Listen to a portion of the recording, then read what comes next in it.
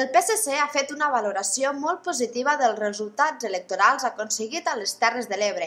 on s'ha consolidat com a primera força amb un total de 45.773 vots, gairebé 12.000 més respecte a l'any 2004. Els socialistes han remarcat que assumeixen la confiança dels ciutadans amb responsabilitat i s'ha compromès a treballar intensament per accelerar el desenvolupament del Pla Integral de Protecció del Delta de l'Ebre, el PIPDE, i alhora combatre la regressió del delta, i també per tirar endavant infraestructures viàries i ferroviàries. El primer secretari del PSC a les Terres de l'Ebre, Antoni Sabater, ha afirmat que els resultats aclaparadors que s'han aconseguit a les 4 comarques de l'Ebre han estat decisius per aconseguir la fita dels 4 diputats a la demarcació de Tarragona. Així mateix, ha assegurat que el PSC exercirà la responsabilitat que els ha atorgat la ciutadania des de la cohesió i oberts a les diferents sensibilitats. De que som conscients, de que som dipositaris d'un cabal de confiança de la ciutadania de les Terres de l'Ebre. I, per tant, des d'aquesta constatació, més que mai, ficarem les necessàries dosis de responsabilitat, no solament per no defraudar aquesta confiança de la que ens som dipositaris, sinó per portar a terme des d'una cosa que creiem que és evident,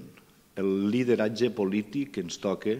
exercir. Per la seva banda, la diputada electa Lluïsa Lizárraga ha apuntat que durant aquesta nova legislatura es començaran a veure obres de projectes iniciats com la variant de la Nacional 340 a l'Aldea. Així mateix, Lizárraga ha remarcat que les infraestructures ferroviàries són un tema pendent al territori i també ha incidit en la importància d'abordar la problemàtica del canvi climàtic i la consegüent regressió del delta. Tenim una assignatura pendent que és tot el tema ferroviari, vull dir, igual caps, tot el tema de la Ribera d'Ebre hi ha molt a fer i el de l'estació de l'Aldea també, vull dir que potser seria el que ara agafarem. Començarem a fer projectes i a treballar en aquest sentit, en el tema de les infraestructures ferroviàries. I el tema de la regressió del delta, jo penso que el tema del transvasament ja està tancat en un calaix i en clau, i la clau ja l'hem tirada al riu, no? Valga-la d'això, però tenim un altre problema molt important, que és tot el del canvi climàtic, el que ens afecta al nostre territori. I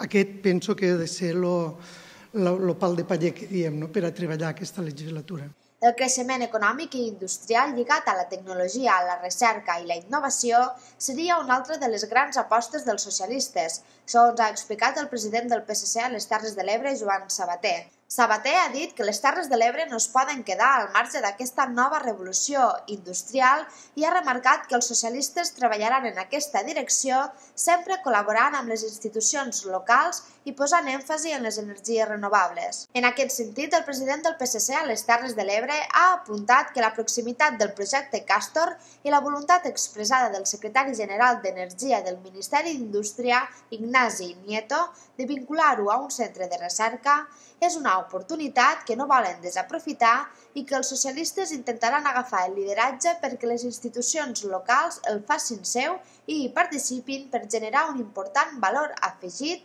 al sòl industrial del territori. El projecte Castor i la voluntat expressada ja pel secretari d'Energia, Ignasi Nieto, mesos enrere,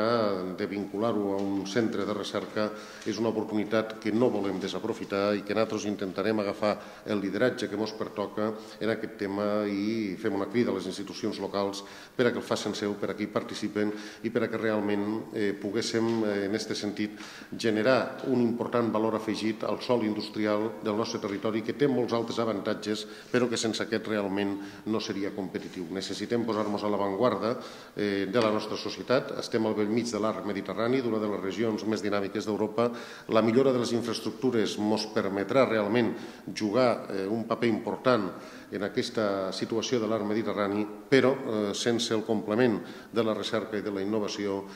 difícilment la indústria tindria futur a casa nostra. Fa molt de temps que venim maldant de cara al futur i que insistirem amb molta força i